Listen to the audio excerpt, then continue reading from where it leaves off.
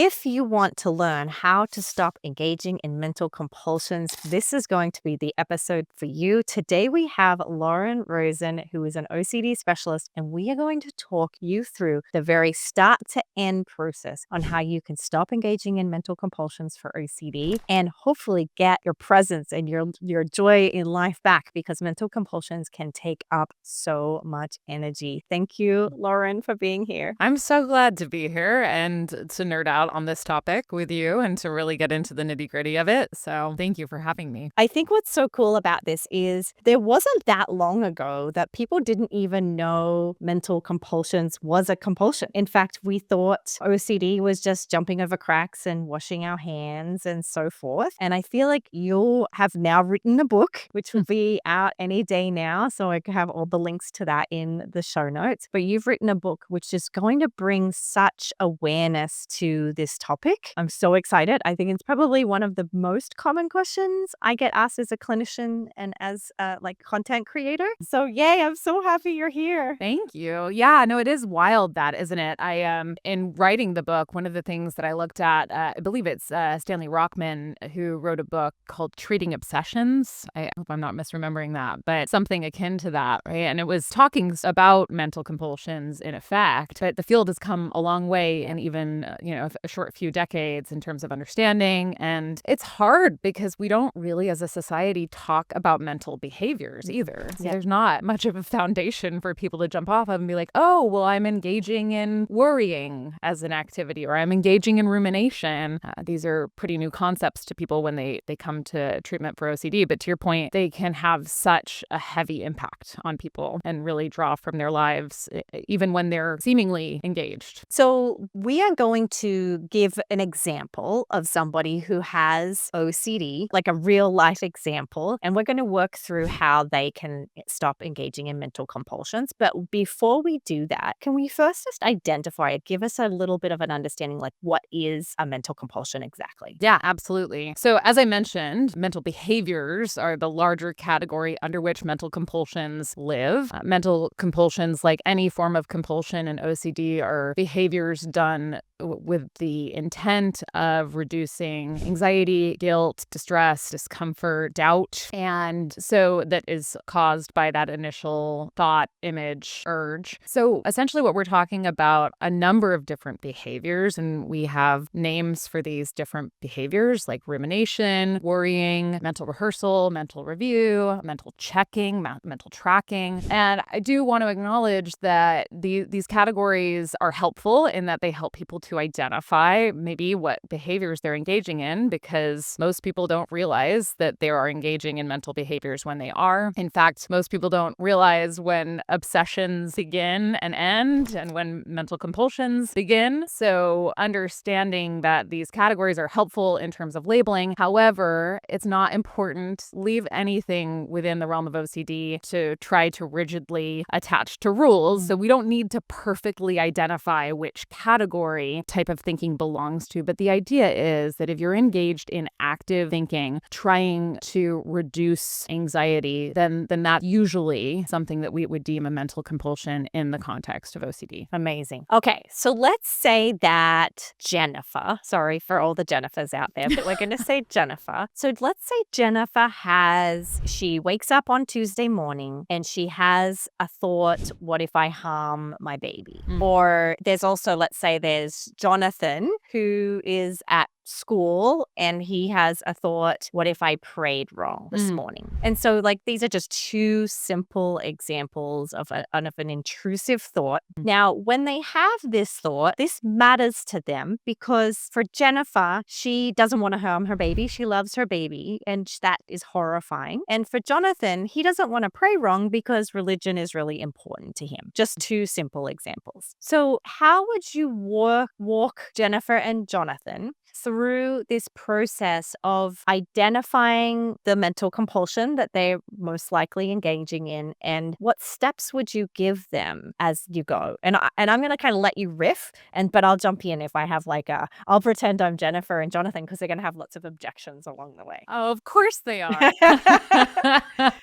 Well, and don't we all? Because Yeah. and I want to go ahead and acknowledge in this that everyone with OCD who performs any type of compulsion, whether it's mental or otherwise, has lots of objections as to why they don't want to stop because it's really scary. So yeah, object away. We'll do our best. So let's say, yeah, if I'm talking to Jennifer and she's having these thoughts that are really upsetting to her about harming her baby, the first thing that I would want to do is to consider the ways in which she is responding to that thought generally, right? So are you avoiding your baby, right? So looking at the compulsions as a whole. And as we're talking about that, I would be on the lookout for, and this is something that people can be on the lookout for too in terms of their own description of things. Oftentimes people will say, I can't stop obsessing about this. And obsessing is really in many ways code for mentally compulsing. Yeah.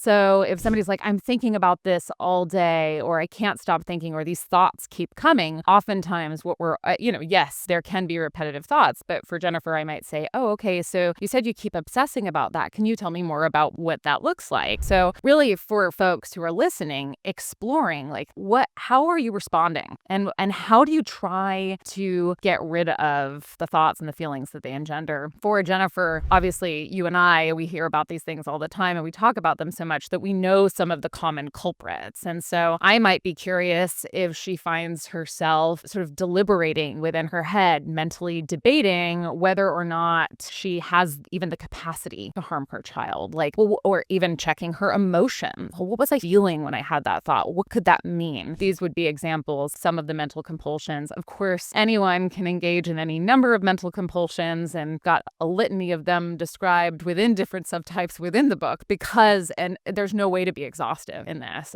regardless. But those are some examples in the context of Jonathan, again, helping him understand, well, in what ways are you resisting the experience of that thought and the feelings that come with it? So, oftentimes in the context of religious scrupulosity, people will engage in excessive prayer. So trying to repeat the prayer until it feels just right. We often see that actually while doing activities. So you can see where overt or behavioral physical compulsions meet mental compulsions, where you continue or perpetually walk through a doorway until you have the right prayer and it feels right while you're doing it, those sorts of things. It might also just be compulsively praying in order to try to rectify the bad prayer, like to atone, like, I'm sorry that I had that bad prayer, it won't happen again, right? Whatever. But again, so many different ways that can show up for a person, but I can imagine those being some top contenders for these core souls that we're talking about. Right. And if I was Jennifer or Jonathan, I think the thing I want to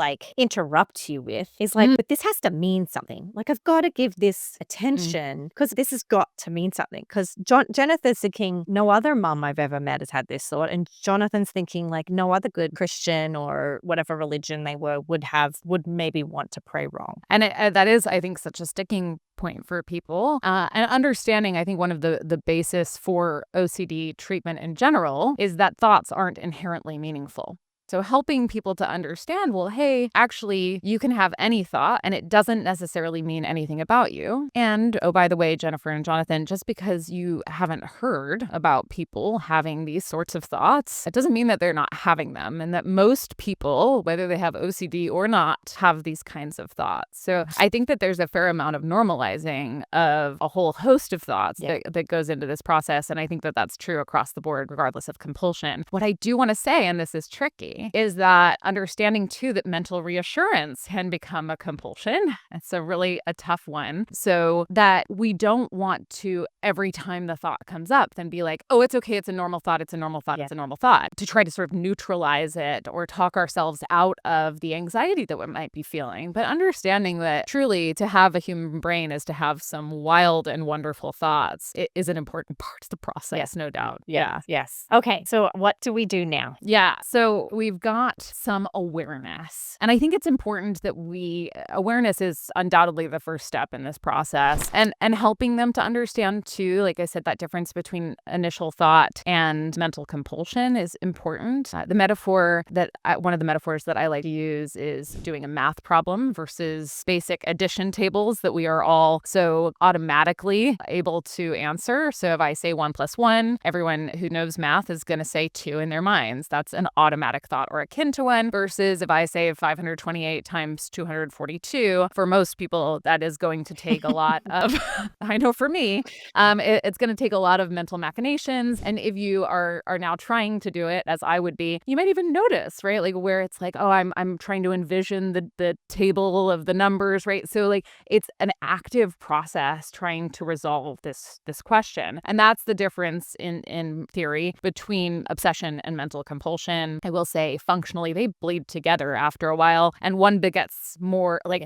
we see mental compulsions begetting more obsessions, and it becomes this really hideous cycle. So yes, helping understand those differences would be an important piece of the puzzle as well. But also having this very non-judgmental awareness. And I think that you and I are both big fans of mindfulness, and obviously with your book on self-compassion, there's a big mindfulness component. But if Jennifer, Jonathan, anyone is aware of these processes in a judgmental manner, what we often, first of all, that's going to lead immediately to resistance. And the next step in this process is acceptance. So that's problem one. Problem two is that if we give way to judgment, the likelihood is we're going to start engaging in other mental behaviors. And whether we call these compulsions or just other problematic mental behaviors, self-flagellation is one that comes up a lot, where people just endlessly beat up on themselves for having the thought in the first place, or engaging in the mental compulsion in the first place. I think one important tip in all of this is the goal isn't to completely rid yourselves of mental compulsions. Yes. That's not a reasonable goal. And I talk to clients about this regularly. It's like, if you spend so much time hyper-focused on never engaging in a mental compulsion, you would, in effect, not be living your life. So we're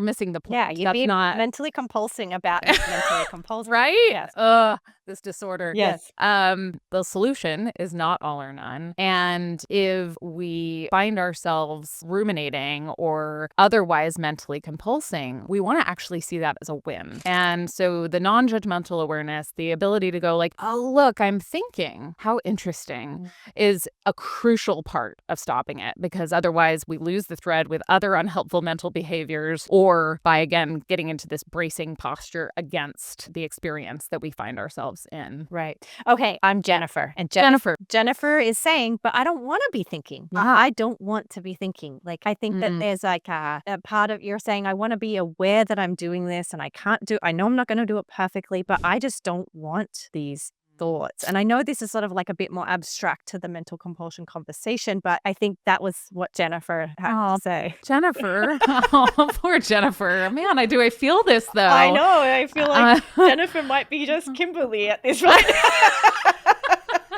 But I don't want to have these thoughts. Yeah, and I honestly, our job is tough in that regard, because we have to hold some pretty bummer-ish truths with people. And that what I would say to Jennifer is, I hear you, and there are only so many things that we can control in this life. And unfortunately, the presence of thoughts, our awareness of thoughts, the presence of feelings, of urges, these are not within our control. And I always say to my clients, folks with OCD are usually incredibly intelligent, and they hate when they can't solve a problem. Like, they're problem solvers. They're so intelligent that, and they can solve like the unsolvable, but that makes them think they can solve these the actual unsolvable. Yes. Absolutely. Yes. No, and that's the thing. I think, not to get too jargony, but I do like this term. In ACT, we talk about creative hopelessness, right? We have to develop hopelessness that these behaviors, these mental compulsions, are somehow going to fix the issue, because what we're talking about, unresolvable questions. Like, fundamentally, I have a 2.5-year-old, almost 2.5. I don't know that I'm not going to harm her. Yeah, right. I don't like if I stop and think about it. That's not something that is pleasant to me. But it's a reality, because I don't know what's going to happen in 5 minutes. Yes, I have a best guess, and I'm going to probably live my life based on that best guess instead of like trying to figure out what's going to happen next. But like understanding that we don't have the answers in our minds, and really coming to that and accepting that is an important part of this process. And I mean, there's so many, this is so ripe for discussion. The problem is too, you can see where there is benefit to a certain degree of problem solving, and it is in degrees. And I won't go into this too much because I know poor Jennifer and Jonathan, we got to help them. Yes. But I want to point in the book to I talk a little bit about concrete versus abstract thinking from rumination-based cognitive behavioral therapy, which I think is a really helpful way to sort of delineate between what thinking is helpful versus unhelpful. But hopefully, poor Jennifer has accepted that at some stage that these mental compulsions aren't working for her. That's like she can't figure out whether or not she's going to harm her child, and that she is going to have these thoughts. That's the plight of being alive and having a smart and creative brain. Yeah. And I think that a lot of people who come to treatment or are listening here today, they can't help but ruminate. They don't want to be uncertain, but they're starting to see that the mental compulsions has its own set of consequences, right? And so I think that that's true. Okay, so what do we do now? Jennifer and Jonathan are patiently waiting for the next step. We're practicing this non-judgmental awareness of our internal experiences. I want to acknowledge that there are lots of tools that are going to support with this, and maybe we can speak toward those. But just in terms of a step-by-step in this, the next step, if we're non-judgmentally aware of these experiences, is to open up toward the emotional experiences that you're having, because those are what drive the compulsions. And I think that that's true across compulsions, but understanding that if I'm unwilling to feel anxious about whether or not I said that prayer correctly, like Jonathan, if I'm unwilling to feel that racing heartbeat, the tightness in my jaw, that I will keep doing the compulsions to try and fix them. And so the second step in the process is when we notice the thinking, we have to drop into the feeling. Yes. Which is it's a hard undertaking, yeah. right? Because Jennifer's like, I don't want to do that either. Yeah, that sounds horrible. Why would I want to do that? I'm telling you, we have the... Isn't there another way? I'm so sorry, Jennifer, that I do not have better news for you. There isn't. How honest Jennifer is, though.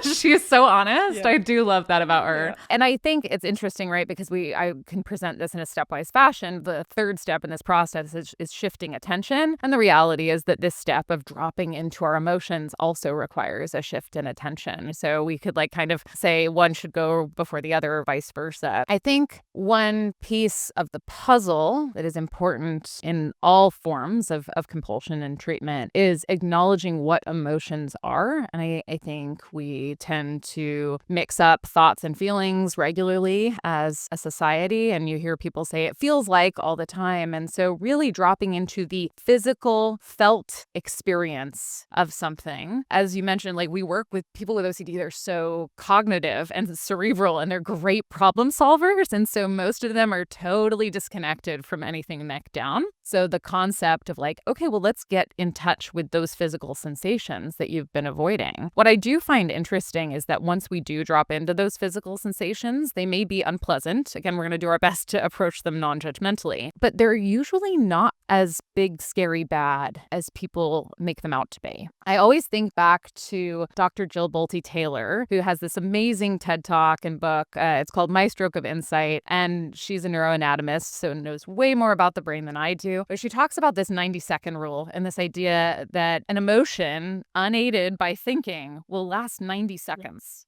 Yes, right? I actually just did a podcast on that, actually. Did you? Yes. Oh, that's so funny. And that's it. It's when we just touch into those physical sensations without fanning the flames by continuing to think and think and think, emotions do go, they ebb and they flow, right? And they may come back, but to allow that process to take place is really important. And that all starts by tapping into the physical reality of your experience. So, anxiety, that's oftentimes racing heartbeat, shallowness of breath, pressure in the chest, lift in the stomach, drop of the stomach, movement in the stomach, all of these sorts of things, tightness in the jaw, I don't think I said that, or in the throat, a lot of tightness. So yeah, and I do think too, going back to this idea of resistance as well, and why that acceptance piece and the non-judgmental piece is so important, is that when we resist, we effectively reinforce the felt experience of anxiety. So if I'm going to brace against anxiety, I'm going to tighten more, I'm going to tense more, and that's going to feel like more anxiety. Yeah. So I think one of the upshots of all of this is if we can't control a lot of things, we have to look at what we can control. And what we can control is whether or not we're adding suffering by bracing and by continuing to mentally compulse. I love it. So I understand that I have to be aware, and I understand that I'm not going to be perfect at this, and that I need to be willing to feel so that I don't overthink. Okay. Is there anything I've forgotten? No, I think you did great. Okay. Jennifer / Jonathan, you guys are doing great. We're good students. Crushing it. So now what do we do? Now, for those of you who are listening, Kimberly just has you're such a studious-looking individual right now as well. I'm at the very front of the room. I think I want to reinforce to everybody here on why that is the case, if I were embodying them, is because I want to get over this condition. Like, I want to live my life. I want to be there for my kids. I want to be there for my faith, and OCD is completely getting in the way. So that's why I'm such a good student today. Yeah, right on. That's so solid. I think the third step here is to shift attention. And again, it's an area where a lot of people get tripped up because they're like, well, am I then resisting the thought? That's why we start with acceptance, so that we're not pushing against thoughts and feelings. When we're shifting our attention, we're letting all of that be there. It's like going back to this idea of accepting emotions. The concept of expansion is really central. And that's, I think, also when we're shifting attention, it's like expanding our field of awareness. This is about opening and creating more space for all of these experiences inside of ourselves, and then reorienting toward what is meaningful and what matters. And this, again, is a practice. It's not black and white. You're not going to do this perfectly. At least I can speak for myself that after many, many years of practicing mindfulness and shifting my attention, I sit down to meditate. You don't have to meditate, by the way, but it can be very helpful, especially with mental compulsions. And within seconds, I'm off on some tangent or other in my mind, because that's what minds do. Yeah. But the idea is, like, if we can strengthen that muscle of that ability to, like, notice where your mind has gone, so that you can get back to these moments of life that moment by moment reclaim that connection with God, or that connection with your child, or frankly, whatever else or whoever else you might be trying to connect with. So, easier said than done, I think, and I love how studious our two individuals, as beautifully portrayed by you, are. But I presume that most of the people listening do have objections, because all of this is hard and scary, but truly simple, not easy, right? The practice is simple, and there are a lot of supports that people can use to get better at noticing non-judgmentally, to get better at expanding in the face of experiences, and to get better at reorienting their attention toward what is meaningful to them, not least of which is, in this process, considering what is more meaningful to you, which is going to be a whole lot of things. Yeah. Right? Like, trying to answer unanswerable questions is a fool's errand, and life is short. Yeah. So, Yeah. but really getting connected with that, I think, I talk about this in the book too, but technically, if you have contamination obsessions and you wash compulsively, turning off a faucet and drying off your hands and standing there staring at the faucet technically is response prevention, right? But it doesn't really set you up for success, because it's real easy to reach over and turn that faucet back on and start washing again. But more importantly, you have better things to do with your life.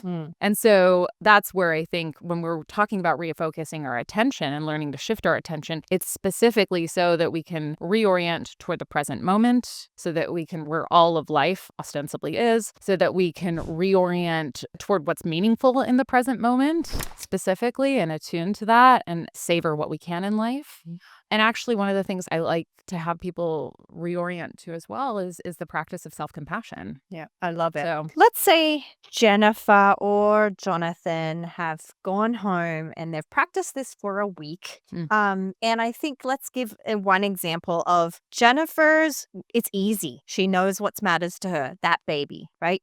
But she's struggling with, she goes through the tools and then she moves on to being with her baby. So she's like, okay, I've caught myself doing a mental compulsion. I was trying to solve whether that thought was true or not. And I'm, going through the steps. But then she said, even as I'm playing with the baby and I'm smiling at the baby, my brain wants to go back to, what does that mean? Or could I? Or what was that feeling? Like, and she's struggling with, like, really not even feeling like she can be present without being distracted.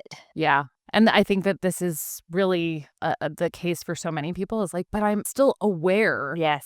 Right? And it's like, again, what can you control and what can't you control? Yep. The reality, and I think it's a hard pill to swallow for many, is that being with your child is going to sometimes, and for a while, maybe a lot of the time, involve having these thoughts. Yes. And we can view that being with your child, by the way, that's exposure. And refraining from engaging is response prevention, right? And I think, again, having that non-judgmental awareness of this whole experience, it's playing out in your mind. I think back, there's a book called No Mud, No Lotus by Thich Nhat Hanh. You know it? Yes. Yeah, I love that book. In it, he says, I'm going to try and recite this quote, though I'm probably going to butcher it. Like, happiness is possible right here today, but happiness cannot be without suffering. Yes. And that some people, this is where I can't remember exactly how it goes, but like some people spend all of their time trying to essentially eliminate suffering. Yes. But that's not wise because then you miss the other piece. And that's, again, where we're trying to expand our field of vision, make space for all of it so that you don't miss out on the parts that you love, which is this beautiful baby that's sitting in front of you. Yeah.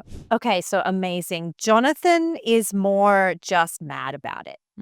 Like, he's just like, this is exhausting. I'm already so exhausted. Like, yeah, I'm kind of like, I'm in trouble either way. So what are your advice for those who are coming into this, are being asked to do this sort of strengthening mental practice, but they're already just wiped? Yeah. Well, first, I would just acknowledge to him, and I hope he would acknowledge to himself too, like, of course you're tired. Like, I can appreciate why you would be mad because all other things being equal, you don't want to have these thoughts. No. And I also would consider with him how much wishing he's engaged in, how much comparison. These are also mental behaviors. And again, I mean, whether or not we call that a compulsion is anyone's guess. But the fact that you're sitting there thinking about how much better your life would be if it was other than it is, or wishing that it was different, it's a behavior that ends up exacerbating displeasure. Really. Yeah. And it is a behavior. And so recognizing when you're actively engaged in wishing, not the thought that comes up that's just like, oh, I wish it were different than it is. Like, of course, that's going to come up. But when you're actively stewing and chewing on this over and over again about like how much better your life would be, it's a fantasy. Yeah. Right? It's not reality. And a lot of this is drawn from an article that Jonathan Grayson wrote a number of years ago about obsessing. Yeah. Yes. And just that idea that when you're comparing your reality with fantasy, that fantasy situation is always going to win out. And it's all irrelevant anyway because you have what you have. And if you're comparing it with something else, you're going to miss what you have. So I would want to explore that with Jonathan and be like, okay, you're angry. Can we drop into the feeling of anger? But can we stop engaging in these behaviors that are only fueling the fire? And this is where you can kind of see that the sort of transdiagnostic piece, right? Or even beyond diagnosis, that all people engage in wishing and feel angry because they're thinking about how much better their life would be. And actually where I think people who end up having to navigate mental compulsions have a leg up. Yeah. Because you have the ability to notice all sorts of thinking and consider whether or not it's helpful and then be like, nope, don't want to do that. No, thank you. Because, you were saying, I think it was Jennifer was saying this earlier on, is like, I don't want to think. And it's like, okay, well, you don't get to choose whether or not you have the thoughts, but you can choose whether or not you engage in all of this thinking. And trying to think more in order to have less time spent thinking doesn't make sense, even though that's the rationale that leads people ultimately to engage in mental compulsions. Yeah, amazing. And I would agree. I think I always say to clients that if you can get good at this is a skillful life. Like, this is a skill that I have seen high level performers engage in, like that they can have anxiety and have fear and not let it take over so that they can perform, whether it's sports or arts or in business. Like, it's a skill. And once you get it, it will benefit you in many areas of your life. So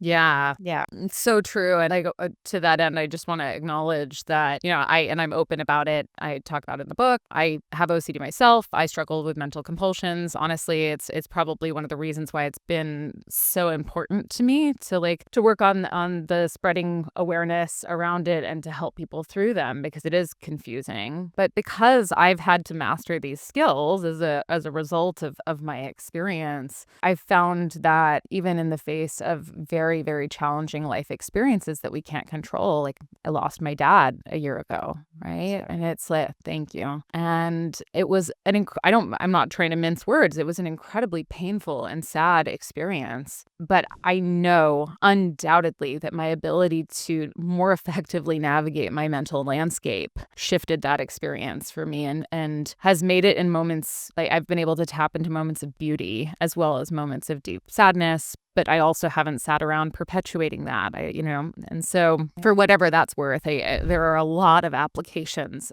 of this work. Oh, I thank you for sharing that. Okay. Do you have any final pieces of wisdom for Jennifer and Jonathan? Oh, Jennifer and Jonathan. I think that there are so many practices, like I mentioned, that one can engage in to develop these muscles. I did plug mindfulness meditation. I do think it is uniquely suited for people with mental compulsions, so I might advocate for them to practice so that they can support that non-judgmental noticing, because that's so much of basic focused attention, mindfulness meditation practice, and shifting attention, right? That really bolsters both of those skills, which are 2 out of 3 of the steps that we discussed. So I would advocate for that, or engagement in a whole other litany of skills. Like I said, I've got a lot of them in my book.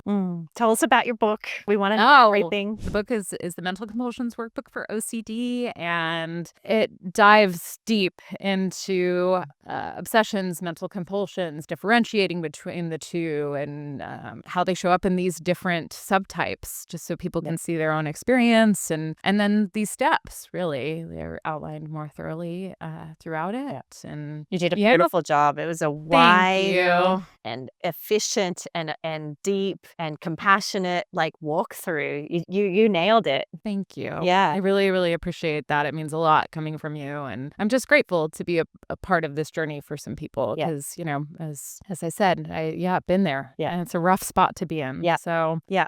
My advice to Jennifer and Jonathan is I say this to my clients all the time, is you're going to suck at this and you're going to try anyway, right? Yeah. Because it is a practice of, you will suck to start with. But everything you taught was spot on, evidence-based. I'm so grateful that you're here to share this with us. Thank you. So happy and proud of you for writing this book. Such a huge accomplishment. I know writing a book is will rip you to pieces in the process. So I'm very, very impressed. Well, thank you. I know that you've been there, and I just have to say how much fun this was. I don't think I was expecting to quite enjoy. I mean, I should not say that, because I adore you, but I was not expecting to enjoy this. I wasn't expecting to have fun. It was just because Jennifer and Jonathan brought him. They just brought, no, it was just, but it was, thank you for putting out such good points to help demonstrate. I hope that it's helpful to listen to. And your podcast is, as always, such an incredible resource to so many. So hopefully,